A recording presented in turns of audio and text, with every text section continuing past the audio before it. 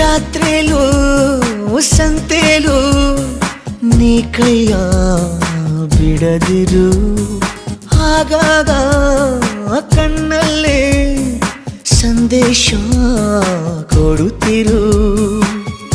ಅದೇ ಪ್ರೀತಿ ಬೇರೆ ರೀತಿ ಹೇಗಂತ ಹೇಳೋದು, ಇಡೀ ರಾತ್ರಿ ಕಳೆದ ನಿನ್ನ ಬೆಳಕಿಗೆ ಕಾದು.